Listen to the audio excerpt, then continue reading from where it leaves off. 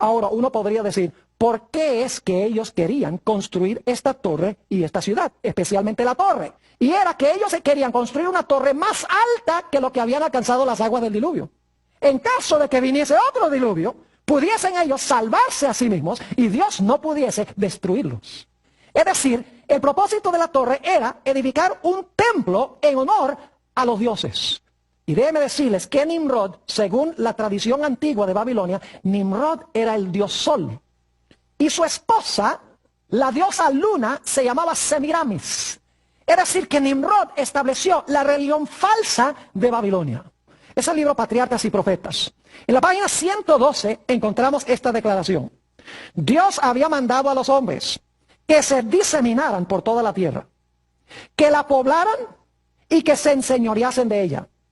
Pero estos constructores de la Torre de Babel decidieron mantener su comunidad unida en un solo cuerpo y fundar una monarquía, fíjense, un gobierno centralizado, una monarquía que a su tiempo abarcara toda la tierra. Así, su ciudad se convertiría en la metrópoli de un imperio universal. Su gloria demandaría la admiración y el homenaje del mundo, y haría célebres sus fundadores. La magnífica torre, que debía alcanzar hasta los cielos, estaba destinada a ser algo así como un monumento del poder y la sabiduría de sus constructores, para perpetuar su fama hasta las últimas generaciones. Imagínense, unir a todos en un solo cuerpo, para establecer una monarquía, un imperio universal, gobernado desde ese centro, a donde se originó la religión de Babilonia, para que en todo el mundo se proliferara la rebelión contra Dios. Y de esta manera se corrompiera todo el mundo, según la idea que tenía Satanás, para impedir que pudiera venir la simiente prometida. Y descendió Jehová para ver la ciudad y la torre que edificaban los hijos de los hombres. ¿Qué hizo Dios? Descendió. Fíjense que Dios primero examina lo que están haciendo. No lo tiene que hacer porque Dios sabe todas las cosas. Pero Dios siempre hace un juicio. Siempre examina las cosas antes de castigar, antes de ejecutar el juicio. Y por lo tanto Dios desciende para ver la torre que están edificando los hijos de los hombres. Ahora escuchen lo que les voy a decir. Esa expresión, los hijos de los hombres, tiene que verse en contraste con los hijos de Dios. Los hijos de Dios, según vimos en Génesis 6, era el linaje de ¿quiénes? De los fieles. Los que estaban construyendo la torre no eran los hijos de Dios. Los que estaban construyendo la torre eran los hijos de los hombres, que son la contraparte masculina de las hijas de los hombres, de Génesis 6, las descendientes del linaje de Caín. Es decir, la expresión hijos de los hombres, hijas de los hombres, representa el linaje de ¿quiénes? El linaje de los caídos. Es otra evidencia de que esta empresa era una empresa impía de rebelión en contra de Dios. ¿Cuál es el resultado de la examinación que hace Dios? Versículo 6. Y dijo Jehová, he aquí el pueblo es uno. Imagínense eso, el pueblo es uno. Tenían el mismo idioma y estaban ¿qué? Unidos en su empresa. ¿Saben que también la impiedad se puede unir? El mal también se puede unir. Aquí lo dice. He aquí el pueblo es uno. Y todos estos tienen un solo ¿qué? Lenguaje. Y ahora escuchen bien, y han comenzado la obra. Este es solamente el principio, dice Dios. Han comenzado la obra y nada les hará desistir ahora de lo que han pensado hacer. Es decir, Dios dice, si yo no acabo con esto en este momento, se va a terminar de desmoralizar la raza humana. Todo el mundo se va a corromper. Se va a formar un imperio gobernado completa y totalmente por Satanás. Yo tengo que hacer algo para coartar esto, o si no, el mundo será completamente irremediable. Ahora pues, descendamos. ¿Y hagamos qué? Confundamos allí su lengua, para que ninguno entienda el habla de su compañero. Noten el versículo 8 del capítulo 11. Fíjense cuál fue la razón por la cual Dios confundió sus lenguas. Dice en el versículo 8, así los esparció Jehová desde allí sobre la faz de toda la tierra y dejaron de edificar la ciudad. ¿Cuál fue el propósito por el cual Dios confundió sus lenguas? ¿Para que qué? Para que se esparcieran por toda la tierra. Eso es lo que él había dicho que debían hacer.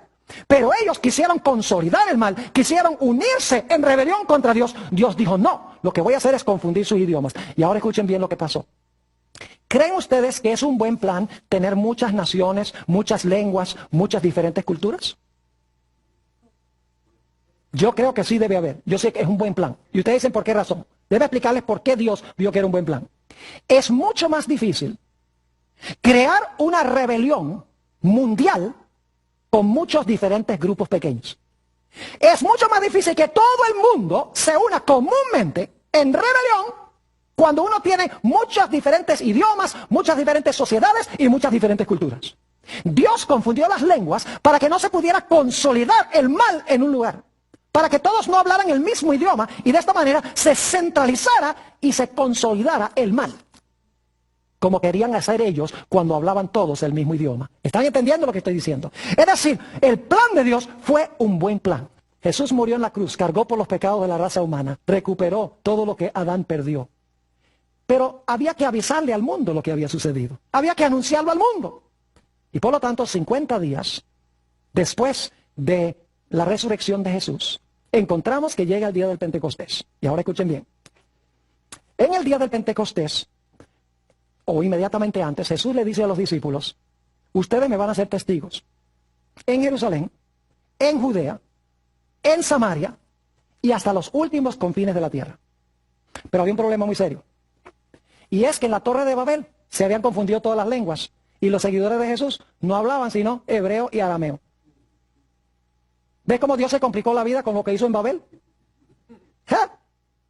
Se complicó la vida porque ahora tenía todos estos idiomas. El propósito era dividir el mundo para que no se consolidara el mal y la rebelión. Y ahora tiene un mundo lleno de idiomas y sus pocos seguidores que lo han recibido como Salvador no hablan sino el idioma de Israel o los idiomas de Israel. ¿Saben lo que hace Dios? Dios dice, ahora yo voy a arreglar el problema de Babel. Y dice que en el día del Pentecostés, Dios derrama el Espíritu Santo. ¿Saben cuántas naciones habían presentes en el día del Pentecostés? Vayan conmigo un momento allí. Vayan conmigo al libro de los Hechos, el capítulo 2, para que ustedes vean todas las naciones que había ahí. Todos con su diferente idioma. Como fruto de Babel. Ahora Dios dice, el problema que creé allá, para que no se consolidara el mal, ahora lo voy a arreglar yo también. Noten, Hechos, el capítulo 2, y vamos a empezar en el versículo 1. Cuando llegó el día del Pentecostés, estaban todos unánimes juntos. Y ahora los hijos de Dios están unánimes juntos. Y de repente vino del cielo un estruendo como de un viento recio que soplaba, el cual llenó toda la casa donde estaban sentados. Y se les aparecieron lenguas repartidas como de fuego, asentándose sobre cada uno de ellos. Y eran 120, dicho sea de paso. Y fueron todos llenos del Espíritu Santo. Y comenzaron a hablar en otras lenguas, según el Espíritu les daba que hablasen. Y créanme que no estaban hablando tonterías. No estaban hablando en un idioma que nadie entiende. El don de lenguas es un don de hablar idiomas que el que habla no conocía antes, con el fin de compartir el Evangelio de Cristo. Note lo que sigue diciendo en el versículo 5. Moraban entonces en Jerusalén judíos, varones piadosos de todas las naciones bajo el cielo. Todas las naciones que se originaron después de Babel. Y hecho este estruendo, se juntó la multitud y estaban confusos, porque cada uno les oía hablar en su propia lengua. Vea, habían varios predicadores, eran 120, y cada uno estaba hablando un idioma de los que estaban presentes ahí. ¿Ven cómo Dios está arreglando el problema de Babel? Y estaban atónitos y maravillados, diciendo, mirad, ¿no son galileos todos estos que hablan? ¿Cómo pues les oímos nosotros, cada uno, en nuestra lengua en la que hemos nacido? ¿Cómo es que les oímos hablar en nuestro propio idioma? Y ahora escuchen las naciones. Partos, medos, elamitas y los que habitamos en Mesopotamia, en Judea, en Capadocia, en el Ponto, en Asia, en Frigia, en Panfilia, en Egipto, en las regiones de África más allá de Cirene y romanos aquí residentes, tanto judíos como prosélitos, cretenses y árabes. 13 naciones. Y dice, les oímos hablar en nuestras lenguas las maravillas de Dios. Y Dios derrama su Espíritu Santo y le da a esa nueva nación, a la iglesia cristiana, la capacidad de hablar lenguas de las naciones para que puedan contar las maravillosas obras que Dios ha hecho a través de Jesús, el Mesías prometido. Dicho sea de paso, hay 3 palabras claves en Génesis 11 y el versículo 7 que quiero que notemos. Génesis 11, 7. Por si acaso alguno cree que no hay una conexión entre Babel y Pentecostés, sí lo hay. Dios está arreglando el problema de Babel, pero lo está usando para unir a su pueblo. Fíjense que no le da la capacidad de lenguas a todo el mundo para que se unan de nuevo, sino que le da la capacidad de hablar lenguas a su pueblo, porque sabe que no van a consolidar el mal, sino que van a hablar el bien. Ahora, note lo que dice Génesis 11 y el versículo 7. Dice, ahora pues descendamos y confundamos allí su lengua. Esa es la primera palabra, la palabra lengua. Para que ninguno entienda, esa es la segunda palabra clave, ninguno entienda el habla de su compañero. 3 palabras, lengua, entienda y habla. Ahora vayan conmigo al libro de los Hechos, el capítulo 2 y el versículo 6 y 7. Hechos, el capítulo 2 y el versículo 6 y el versículo 7. Las mismas 3 palabras. Dice, y hecho este estruendo, se juntó la multitud y estaban confusos, porque cada uno les oía hablar, ahí está la misma palabra, hablar, en su propia lengua. Y estaban atónitos diciendo, mirad, ¿no son galileos todos estos? ¿Cómo pues les oímos hablar cada uno en nuestra lengua en que hemos nacido? Las mismas 3 palabras que aparecen en Génesis 11:7 aparecen aquí en Hechos el capítulo 2. Sabemos que Dios está deshaciendo lo que sucedió en la Torre de Babel ahora para proclamar el Evangelio de Cristo. Ahora, en los pocos minutos que nos quedan, yo quiero decirles algo.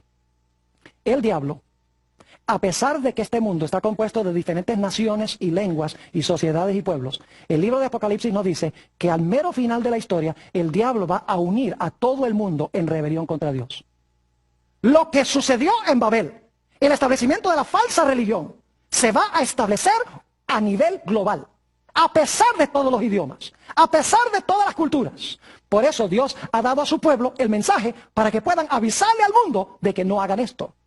Ahora, quiero mencionarles rápidamente los versículos. Apocalipsis 17:5, y no los vamos a leer, pero Apocalipsis 17:5 habla de Babilonia como el poder que va a gobernar el mundo al final de la historia. Fíjese, Babilonia, Babel. La palabra Babilonia viene de allá, de Babel. Apocalipsis dice que Babilonia en el último tiempo se va a dividir en 3 partes. El dragón, la bestia y el falso profeta. Y usted dice, ¿qué es eso? Bueno, tenemos varios temas en esta serie donde vamos a hablar del dragón. Vamos a dedicar uno completo a la bestia y vamos a dedicar uno completo al falso profeta. Babilonia, al final de la historia, va a unir estos 3 poderes, o estos 3 grupos, se van a unir en unión impía. Y dice en Apocalipsis 17:1 que esta Babilonia, que se compone de 3 partes, el dragón, la bestia y el falso profeta, se va a sentar sobre muchas aguas. Se le llama la gran ramera, la religión apóstata, unida con los reyes de la tierra. Dice que se va a sentar sobre muchedumbres, naciones, lenguas y pueblos, que son las aguas de Apocalipsis. Es decir, va a gobernar sobre todas las naciones esta nueva Babilonia con el fin de establecer un imperio en rebelión en contra de Dios. Y dice en Apocalipsis 18:1-3 que esta Babilonia le va a dar su vino a todas las naciones. El vino del furor de su fornicación. Vamos a encontrar en nuestro estudio en el futuro que el vino representa la falsa religión que se originó allá en Babel, que al final de la historia se habrá proliferado a todo el mundo. Entre esas doctrinas está la doctrina de la inmortalidad del alma. Entre esas doctrinas está la idea de que el domingo es un día santo. Entre esas doctrinas está inclusive, yo no sé si ustedes saben, pero el rosario se usa en diferentes religiones del mundo.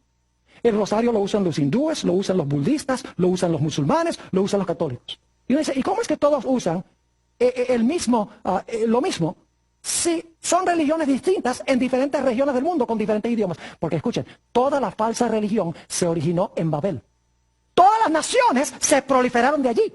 Lo cual significa que muchas de las costumbres originales, como la adoración al sol, la inmortalidad del alma, el uso del rosario, el uso de agua bendita, entre otras cosas, la idea de un infierno que arde para siempre, todas esas doctrinas empezaron en Babel y se proliferaron al mundo. Y la Babilonia final le va a dar a todas las naciones el vino del furor de su fornicación. Y dice en Apocalipsis, y esto lo vamos a estudiar en más detalle, hoy solamente lo estamos introduciendo, dice que los reyes de la tierra, las religiones de la tierra, los comerciantes de la tierra, todas las gentes de la tierra se van a unir en un gran sistema global en rebelión contra Dios. Y dice en Apocalipsis que este sistema va a estar llena de la sangre de los santos y los mártires de Jesús. Es decir, el diablo va a querer extirpar del planeta Tierra a los que son fieles a Dios y no siguen estas falsas ideas religiosas que tiene Babilonia. Y queridos amigos, Dios ha levantado un pueblo en Apocalipsis 14 para proclamar 3 mensajes. El primer mensaje dice, teme a Dios y darle gloria, porque la hora de su juicio ha llegado. Y adora al Creador del cielo, la tierra, el mar y las fuentes de las aguas.